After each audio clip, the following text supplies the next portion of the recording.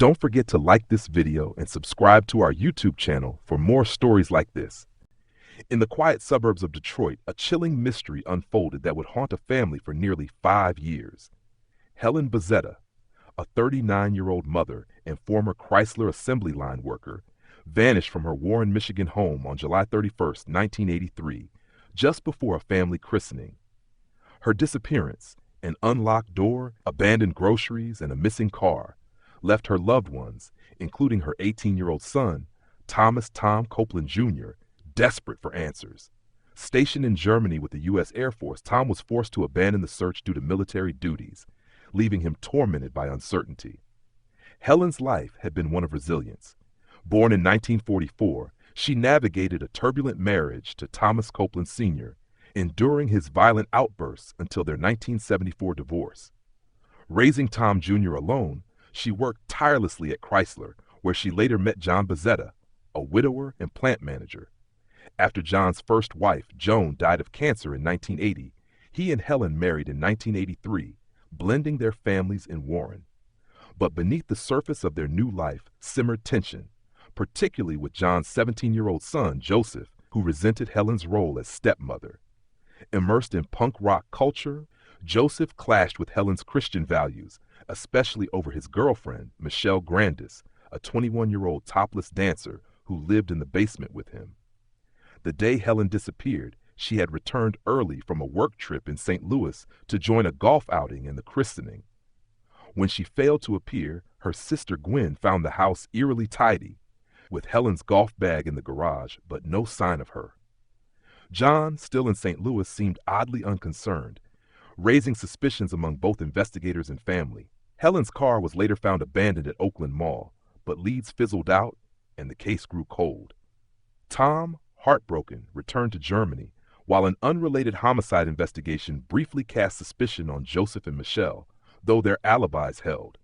The breakthrough came on April 14, 1988, when Glenn Ellsworth, a treasure seeker in the Michigan woods near Milford, stumbled upon a shallow grave covered with potted plants. Inside were Helen's remains, handcuffed, with a bath belt around her neck and golf tees in her pocket. A grim discovery that retired Oakland County Sheriff's Agent Douglas Hummel described as finding hell instead of treasure. Evidence pointed to Joseph and Michelle, recently married, who were arrested on June 15, 1988. Metal scraps and red paint matching Joseph's Dodge Charger linked him to the grave, and a blanket from the Bazzetta home sealed his connection. At their 1989 trials, the chilling details emerged.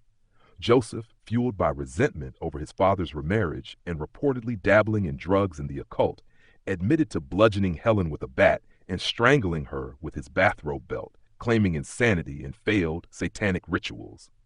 Michelle, alleging an abusive relationship, admitted to helping bury the body, but denied the killing.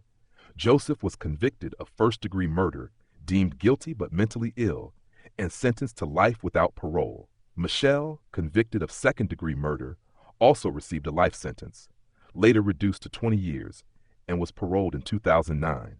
The case, featured in Oxygen's Buried in the Backyard, exposed the dark undercurrents of family dynamics. Tom described a cultural divide with Joseph, whose punk lifestyle and resentment toward Helen's authority fueled the tragedy.